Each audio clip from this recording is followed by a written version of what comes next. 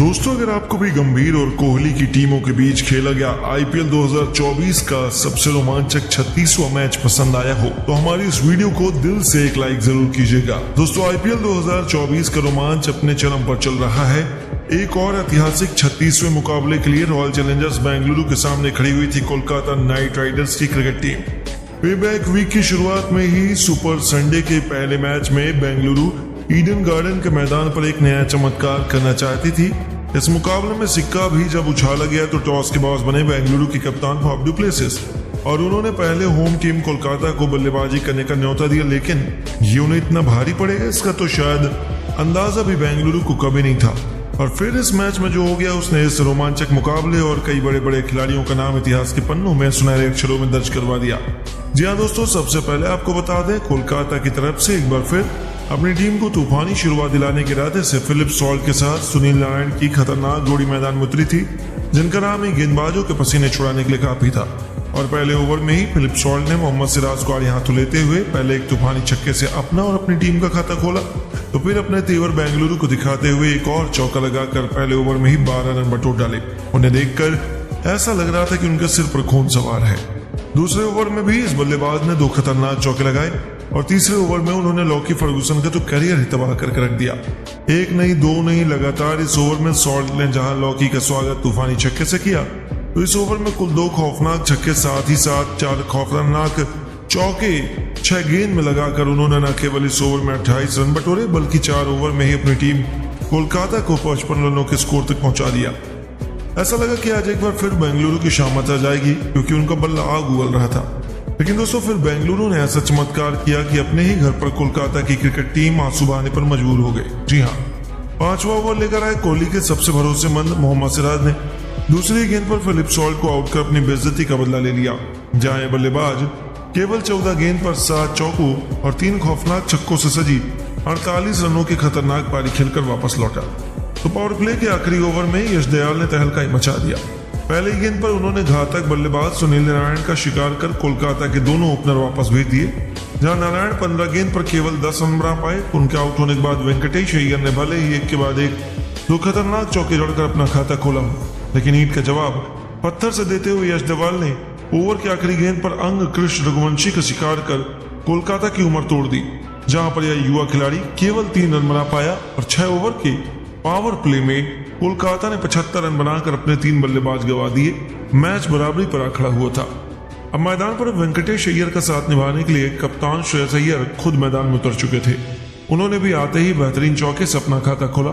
8वें over में करण शर्मा के खिलाफ कप्तान श्रेयस ने एक के बाद एक 2 खतरनाक चौके लगाए, लेकिन दोस्तों वेंकटेश ज्यादा देर तक उनका साथ नहीं निभा पाए।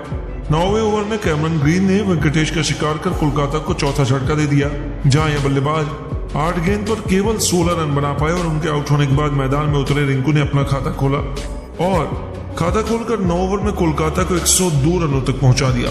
हालांकि 4 विकेट गिरने के बाद मानो रनों की रफ्तार में पूरी तरह से लगाम लग चुकी थी। 11 ओवर में कोलकाता जहां 114 रन बना पाई, तो 12वें ओवर में करण शर्मा को आड़े हाथों लेते हुए रिंकू ने खतरनाक छक्का लगाया और अपनी टीम को रॉकेट की रफ्तार से आगे बढ़ाना शुरू कर दिया। 13वें ओवर में एक बार फिर इन दोनों बल्लेबाजों ने एक के बाद एक 2 बेहतरीन चौके ठोके। ऐसा लगा कि कोलकाता की पारी पटरी पर वापस आने वाली है, लेकिन दोस्तों तभी उन्हें एक और झटका लगा। खतरनाक लग रहे रिंकू सिंह लॉकी फर्गूसन के सामने घुटने टेक बैठे और 16 गेंद पर 2 चौके और 1 छक्के की बदौलत 24 रन बनाकर उन्हें वापस जाना पड़ा। इसी के साथ कोलकाता की आधी पारी सिमट चुकी थी। 14 ओवर में 142 रन बनाकर कोलकाता ने अपने 5 बल्लेबाज गंवा दिए और पूरी तरीके से बेंगलुरु मैच में हावी नजर आ रही थी। अब मैदान पर आंद्रे रसेल अय्यर का साथ निभाने आए थे, लेकिन वह भी कुछ खास प्रदर्शन नहीं कर पाए। 16 ओवर में बड़ी मुश्किल से कोलकाता केवल 155 रन बना पाई। साफ तौर पर पता चल रहा था कि बेंगलुरु इस मुकाबले में बहुत हावी है, लेकिन दोस्तों एक छोर पर लोन वारियर की तरह कप्तान श्रेयस अय्यर मौजूद थे, जो अकेले ही बेंगलुरु के गेंदबाजों के लिए काल बने हुए थे। 17वें ओवर में यश दयाल की बेरामी पिटाई करते हुए श्रेयस अय्यर ने एक और चौका, एक खतरनाक छक्का लगाकर न केवल 17 ओवर में अपनी टीम को 177 रनों तक पहुंचाया, बल्कि केवल 35 गेंद पर अपना खतरनाक अर्धशतक भी ठोक दिया। हालांकि दोस्तों वह भी केवल 36 गेंद पर 7 चौकों और 1 छक्के की बदौलत 50 रन बनाकर वापस लौट गए।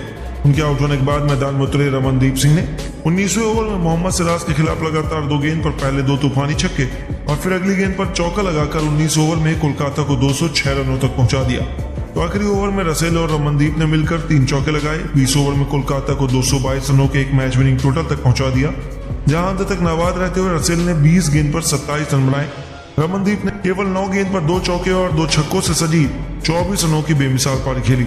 अब इस लक्ष्य का पीछा करने की जिम्मेदारी अपने कंधों पर उठाकर विराट कोहली के साथ कप्तान फॉर्म डुप्लेसी की जोड़ी मैदान में आई थी और पहली गेंद पर कोहली ने हर्षित राणा को चौके के साथ दर्शन कराकर अपना और अपनी टीम का खाता खोला। तो जाते जाते ओवर की आखिरी गेंद को बाउंड्री के 4 छक्के के लिए डिपॉजिट कर उन्होंने अपने ओवर में 12 रन बटोर लिए।